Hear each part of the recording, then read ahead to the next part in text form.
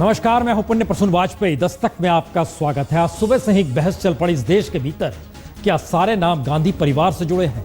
राजनेताओं के नाम पर पता नहीं क्या क्या है। तो हमने तय किया दस्तक में इस पर बात नहीं होगी, लेकिन शुरुआत में संकेत दे देते हैं। मसलन दो तस्वीरें आपके स्क्रीन पर, एक तरफ विलियम शेक्सपियर, दूसरी तरफ प्रेमचंद। अब जरा आने वाली पीढ़ियों के दौर में या मौजूदा वक्त में भी पूछिएगा कि विलियम शेक्सपियर के दौर में कौन से राजनेता बड़े महत्वपूर्ण थे, शायद कोई नहीं जानता होगा। प्रेमचंद के दौर में कौन से राजनेता थे जिनके नाम आज लिए जाएं, शायद कोई नहीं जानता होगा। लेकिन विलियम शेक्सपियर के दौर में एलिजाबेथ वन थी, जेम्स सिक्स थे, कौन जानता है? कोई नहीं जानता। तो शायद साहित्य, संगीत, इसकी पहचान सिर्फ वक्त तक सीमित नहीं रहती है, बल्कि वो वक्त से आगे निकल जाती है। और राजनेताओं की पहचान जब तक सत्ता होती है तभी तक रहती है। इसलिए आरोप प्रत्यारोप से निकलकर शायद इस देश के भीतर भी अब नाम वही होने चाहिए जिसके जरिए इस बात का जिक्र निकले कि हाँ, इनकी पहचान तो पीढ़ियों से होती आई, पीढ़ियों तक होती रहेगी। लेकिन दस्तक में बात तो आज इंतजार की होगी, क्योंकि हर किसी को इंतजार 5 राज्यों के उस जनादेश का है जो कि कल सुबह से होगा, और हम कल सुबह से आपके साथ जुड़ेंगे भी। लेकिन उससे पहले कई सवाल जहन में उठते हैं। मसलन बार बार कहा जाता है हिंदुस्तान सबसे युवा देश है, लेकिन क्या आपने सोचा 1952 के बाद से आज तक की स्थिति में जो मौजूदा वक्त में संसद है, यह सबसे बूढ़ी संसद है? आइए इसी से शुरुआत करते हैं, जरा समझने की कोशिश करते हैं इस देश का मिजाज राजनीतिक और सियासी तौर पर होता क्या है। तो कल्पना कीजिए अगर कल सुबह चुनाव परिणाम में तमिलनाडु में डीएमके सत्ता में आ जाती है, केरल में एलडीएफ सत्ता में आ जाती है और असम में कांग्रेस अपनी सत्ता बरकरार रख लेती है, तो सबसे बड़ी बहस तो यही होगी। 80 और 90 पार के राजनेताओं को जनता ने कम उम्र के राजनेताओं से बेहतर माना, और यह सवाल बीजेपी को परेशान कर सकता है कि उसने 75 की उम्र को सक्रिय राजनीति से रिटायरमेंट की उम्र क्यों बता दिया। वैसे ये देखना भी दिलचस्प है कि जिन 4 राज्यों में 8 नेताओं का चेहरा बतौर सीएम सामने है, उनकी उम्र का औसत निकालेंगे तो ये 66 बरस बैठता है। यानी देश में कोई नौकरशाह रिटायर हो जाए तो उसके 6 से 8 बरस बाद सीएम पद के लिए चुनावी संघर्ष में राजनेता कूदने को तैयार हैं और पूरे राज्य का चेहरा बनने को तैयार हैं। तो क्या उम्र का सवाल जो बीजेपी में उठा, या कहें नरेंद्र मोदी के पीएम बनने के बाद जिस तरीके से लाल कृष्ण आडवाणी, मुरली मनोहर जोशी से लेकर शांता कुमार या फिर यशवंत सिन्हा तक को सक्रिय राजनीति से रिटायर कर दिया गया, क्या वो गलत फैसला है? इसीलिए यशवंत सिन्हा को गुस्सा बार बार आता है। Above the age of 75 were declared brain dead on 26th May 2014. या फिर इस गुस्से का कोई मतलब नहीं, क्योंकि जब प्रधानमंत्री मोदी कहते हैं कि देश की 65% आबादी 35 की उम्र से कम है, यानी दुनिया में भारत सबसे युवा देश है। भारत की 65% जनसंख्या 35 से कम उम्र की है। हिंदुस्तान नौजवान है। तो फिर क्या ये मान लिया जाए युवा भारत के लिए बुजुर्गों को यूं ही युवाओं के लिए रास्ता छोड़ देना चाहिए? लेकिन क्या वाकई 2019 के लोकसभा चुनाव के लिए जो बिसात देश में बिछ रही है, उसमें वाकई कोई युवा पीएम भी होगा? क्योंकि सियासी जोड़ तोड़ के आसरे को समझें तो मौजूदा वक्त में देश में पीएम तक पहुंचने के लिए 3 फार्मूले काम कर रहे हैं। पहला फार्मूला मोदी का है, मोदी का विकास और हिंदुत्व राष्ट्रवाद का मिला जुला चेहरा।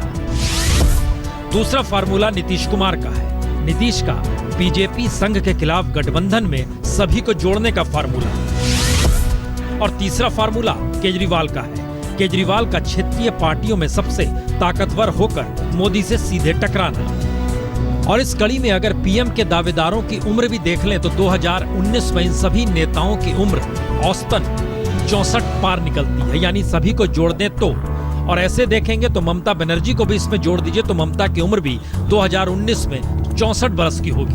यानी युवा भारत को 2019 में एक रिटायर्ड नौकरशाह के 10 बरस गुजारने के बाद वाले हालात में कोई नेता देश का राजनेता बनकर पीएम बनने की दिशा में बढ़ेगा। यह भी इस देश का ही सच है।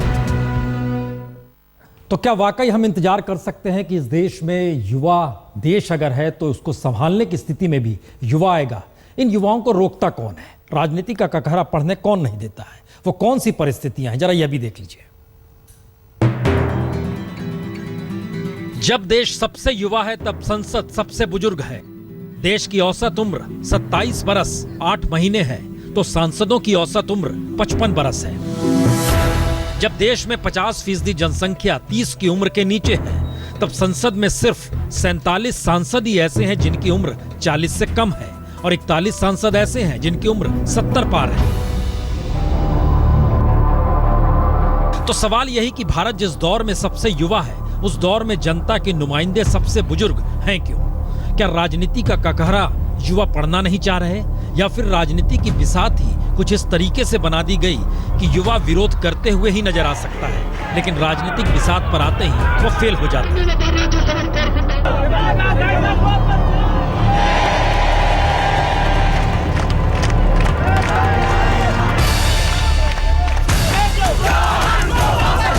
लेकिन तस्वीरों में देखिए, चंद दिनों पहले के हालातों को याद कीजिए। मोदी सरकार के दौर में ही छात्र राजनीति अंगड़ाई लेती नजर आई। पुणे में आंदोलन की नब्ज ने भगवा गण का सवाल उठाया, तो हैदराबाद में दलित मुद्दा उभरा।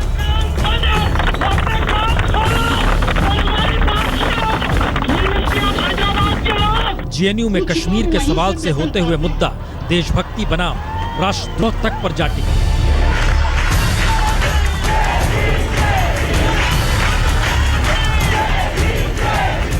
और इस नारे में जाधवपुर से लेकर इलाहाबाद यूनिवर्सिटी के छात्र परिसर से सड़क पर निकले।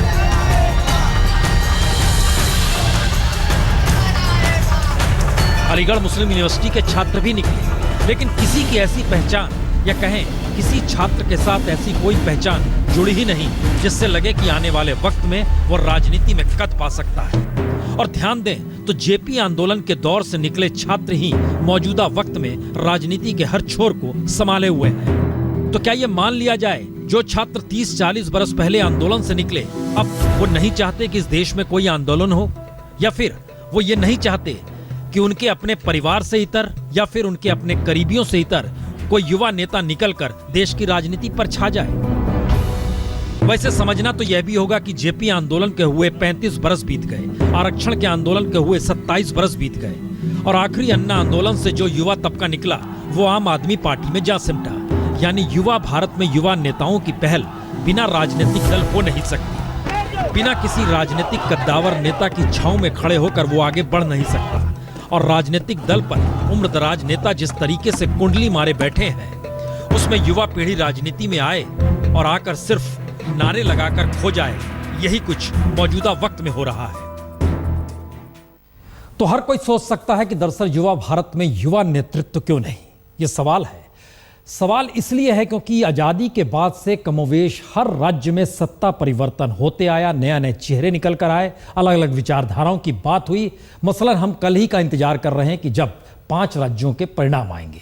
उनमें से 4 राज्य हमने उठाए और जरा परखने की कोशिश की कि आजादी के बाद से मौजूदा वक्त में परिवर्तन हुआ क्या इन राज्यों में, या कुछ भी नहीं। देखिए जरा।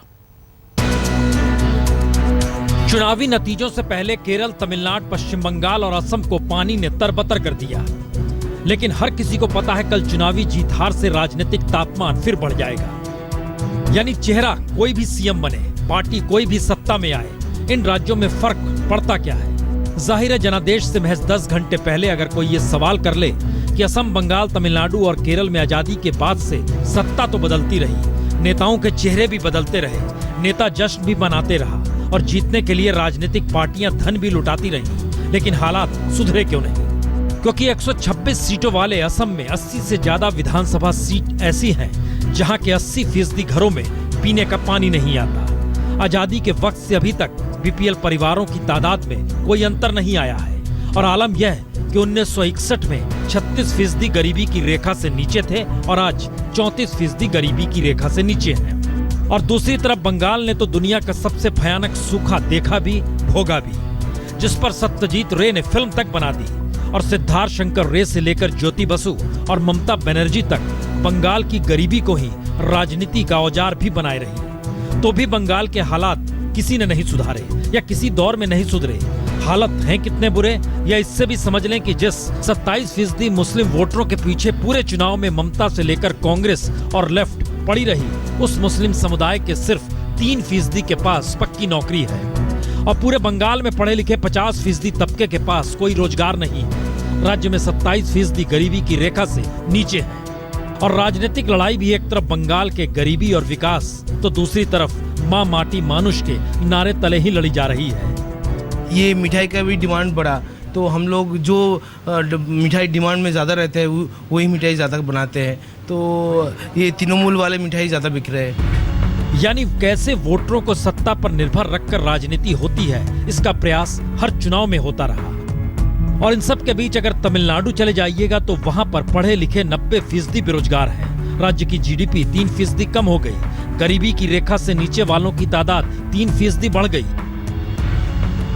और समूची राजनीति करोड़ों अरबों लुटाकर सत्ता पाने की ऐसी होड़ में सिमट गई कि एक तरफ हरे हरे नोट तले वोट खरीदने लुभाने की तरकीब चली गई इसी चुनाव में, और दूसरी तरफ 1 रुपए में हर किसी को इडली मिल जाए, इसी में समूचे राज्य का विकास सिमट गया। और केरल को तो आजादी के तुरंत बाद ही लोकतंत्र पर राष्ट्रपति शासन का पहरा देखना पड़ा था, जब नंबूद्रीपाद की सरकार को नेहरू ने बर्खास्त कर दिया था। लेकिन 100% साक्षरता का तमगा लेकर भी केरल को बेरोजगारी का दंश ही झेलना पड़ता है। आलम यह है कि देश में बेरोजगारी दर 5.8% है, लेकिन केरल में 16.5% बेरोजगारी है। और सच यह भी कि हर परिवार का युवा कमाने के लिए केरल छोड़कर जा चुका है और केरल बूढ़ों का राज्य बनकर रह गया है। We are hopeful about our winning. We will win. Then why should we talk about other people's? और अब कल कौन जीतेगा, नजरें हर किसी की इसी पर होगी। जश्न इसी बात को लेकर होगा, खुशी इसी स्थिति को लेकर होगी। लेकिन हालात बदले कैसे, इसका रोड मैप किसी के पास नहीं है। ऐसा बिल्कुल नहीं है कि सत्ता बदलती है तो स्थितियां बदलती नहीं है। स्थितियां बदलती हैं, लेकिन संकेत की भाषा को समझे तो स्थितियां कैसे बदलती हैं या क्या क्या कुछ हो जाता है। 2 घटनाओं को देखिए। फारूक भाना गोधरा ट्रेन कांड का असल दोषी और साध्वी प्रज्ञा ठाकुर मालेगांव ब्लास्ट में आरोपी। फारूक भाना को कोर्ट दोषी मान चुका है और साध्वी प्रज्ञा को एनआईए से क्लीन चिट मिल चुकी है। अलबत्ता कोर्ट के आखिरी फैसले का इंतजार है। यूं इन दोनों के बीच कोई सिरा किसी तरह से नहीं जुड़ता, लेकिन अजब संयोग है, केंद्र में सरकार बदली तो वह शख्स आखिरकार धरा गया जो 2002 के बाद से, यानी गोधरा कांड के बाद से लगातार लापता था। फारूक भाना को कभी पाकिस्तान में होने की बात कही गई तो कभी बांग्लादेश में, और 2011 में तो जब कोर्ट ने गोधरा कांड में 31 आरोपियों को दोषी पाया तो सिवाय फारूक भाना के सब पुलिस के हत्थे चढ़ चुके थे, लेकिन फारूक भाना पकड़ में नहीं आया। बॉम्बे भी 2-3 बार लोगों को भेजा था। यहाँ पे भी हमारे इन्फॉर्मेंट पंचमहल में, गोधरा में और बड़ौदा में भी रखे गए थे और आखिर में इनको फारूक भाना को गिरफ्तार कर लिया है। और दूसरी तरफ मालेगांव ब्लास्ट मामले में जेल की सजा काट रही साध्वी प्रज्ञा के खिलाफ एटीएस ने कार्रवाई की, सबूत जुटाए, सबूत पेश किए, लेकिन जब एनआईए के पास जांच आई तो उसने सबूतों को नाकाफी और गलत माना। और बदलती सत्ता का ही खेल है कि साध्वी प्रज्ञा आमरण अनशन की धमकी देकर उज्जैन में सिंहस्थ कुंभ में स्नान के लिए पहुंची। वो पहुंची तो पुलिस हिरासत में, लेकिन वहां पहुंचकर खुलकर भाषण देने लगी और भाषण देने में कोई परेशानी ना हो इसके लिए भी सुरक्षा कर्मी लग गए। न्याय में जब देरी होती है तो वो भी एक अन्याय होता है, इसलिए मुझे क्लीन चिट मिली है। तो मुझे ये विश्वास हो रहा है कि जांच जो है वो सही दिशा में हो रही है। और ये मैं हमेशा से कहती थी कि मैं कहीं भी अपराधी नहीं हूँ, मैं दोषी नहीं हूँ, मैं सत्य की, धर्म की लड़ाई लड़ रही हूँ। मेरी सदैव विजय होगी, सत्य की सदैव विजय होती है, धर्म की विजय होती है, इसलिए सत्यमेव जयते हमारे शास्त्रों ने कहा है। तो अभी विशेष अदालत ने क्लीन चिट नहीं दी है, अभी सिर्फ एनआईए जांच ने दी है। लेकिन बहरहाल मसला यह नहीं कि सत्ता के कुछ संकेत होते, मसला यह भी सत्ता की कुछ ताकत भी होती है, लेकिन उस ताकत के आश्रय आम आदमी कहां पर होता है और माफिया कैसे काम करता है, इसका नजारा भी देख लीजिए।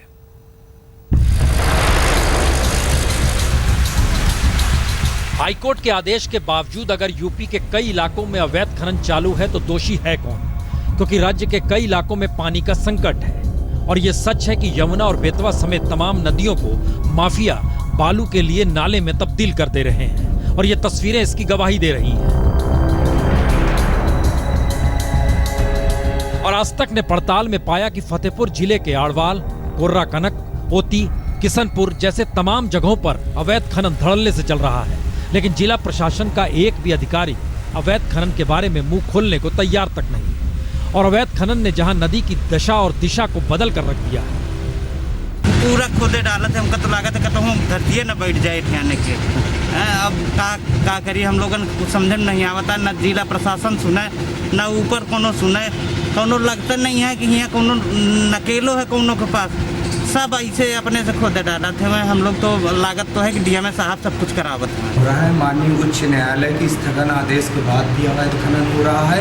और सबसे जो बुरी बात है वो नदी में 50-50 लिफ्टर लगा के 60 फीट नीचे गहराई से मोरम निकाली जा रही है, जिससे पर्यावरण को अपूरणीय क्षति हो रही है।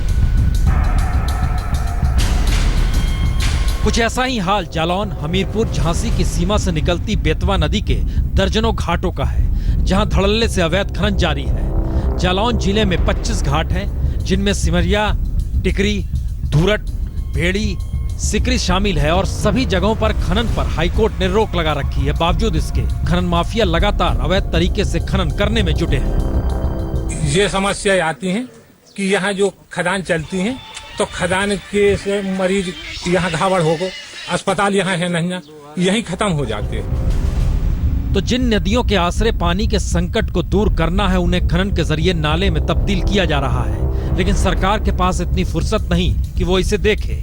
लेकिन इन सब के बावजूद भी सत्ताधारी कैसे इन खनन माफियाओं के सामने बेबस है, यह भी सुन लीजिए। अधिकारी से हम जानते हैं कि कोई कहने का मतलब नहीं है, खुद पूरे कुएं में भांग मिली है, लेकिन कमिश्नर से जरूर हमने कहा और कमिश्नर का बातचीत का तरीका ठीक नहीं था। तो सवाल सिर्फ अवैध खनन भर का नहीं है, बल्कि आलम तो यह है कि खनन के लिए खड़े ट्रक खड़ी फसल बर्बाद कर देते हैं और उस पर भी कोई नहीं बोल सकता। शिकायत करने वाला बचेगा या नहीं, इसकी गारंटी भी कोई नहीं ले सकता। फतेहपुर से नीतीश श्रीवास्तव के साथ अलीम सिद्दीकी, जालौन, आज तक। तो दरअसल इसी चक्कर में बिहार में किऊल नदी भी हुआ करती थी। खनन होते होते बालू निकलते निकलते नदी ही खत्म हो गई। रोक लगाएगा कौन? किस बात का इंतजार किया जाए? सत्ता के संकेत का, सत्ता की ताकत का, या नई बनती सत्ता का? क्योंकि इंतजार कल 5 राज्यों में आने वाले जनादेश का है। आप रत जगह ना कीजिएगा, सुबह जल्दी उठ जाइएगा, 6 बजे से हम जुड़ेंगे लगातार। फिलहाल इतना ही, छोटा सा ब्रेक के बाद कुछ और।